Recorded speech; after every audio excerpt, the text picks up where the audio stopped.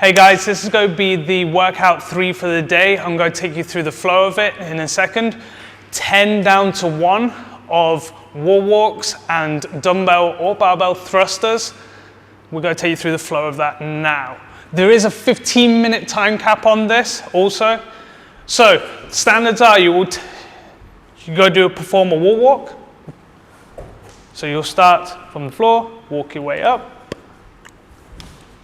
This is just the flow of the workout. So then you'll come back, you'll be performing 10 reps of this. So we're just going to do a couple of reps just for demonstration purposes. Yeah. Good. And then after he's completed that last rep, he'll then move on to his dumbbells for the dumbbell thrusters and complete 10 also of these. Again, just for demonstration, we're just going to do a couple of reps. And then he puts the dumbbells back down and then return to the wall for the set of 9. Then after 9, it goes to 9 dumbbells.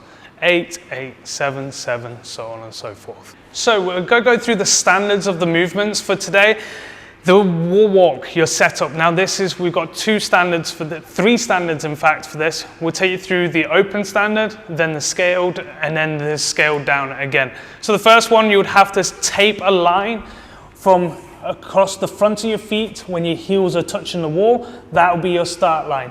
Then your next one, you'll walk yourself out. So your feet are behind the line, touching the wall. Notice the tape line is in line with the top of the shoulders.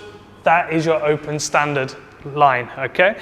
If you are doing it slightly scaled, then what we're going to do is take the line to your hip, okay? Or your pocket. So if Scott moves his arms back behind him like that, just roughly around where your wrist is, okay? That will be fine, okay? That will be your 2 measurements for your wall walks, okay?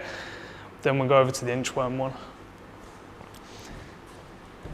If you are unable to perform a full wall walk or even a half one, your scale down then will be the inchworm. What you're going to do here is you're going to put a tape line across your toes, toe behind the line, behind. That's it. And then from there you'll take your other foot and put in front of the other, and then you'll put a line across there, okay? And that is your 3 options. Now what I'm going to do is I'm going to take you through a couple of demonstrations of what we are looking for as the movement standard itself. We'll start with the inchworm since we're here. So from here, you must touch your hands on that line in front of you before you start to move. So from there, Scott then can move out, go down into a push-up, push himself back up, and his hands must touch the line before he stands up tall. Okay, that is your inchworm variation. We'll move on over back to the wall. So this one, your feet now can be on the wall. From here, he's got to start on the ground. He's going to bring his feet up the wall and then walk his hands back in until both hands touch the tape. Any part of your hand touches the tape, and then back down. And again, hands must touch the tape before your feet touch the ground, okay? What was the third one? So we're going to walk out to that one, yeah? So the other one will be the half one. You'll start in the same position as the open standard, feet in the same position. You'll push up off the ground.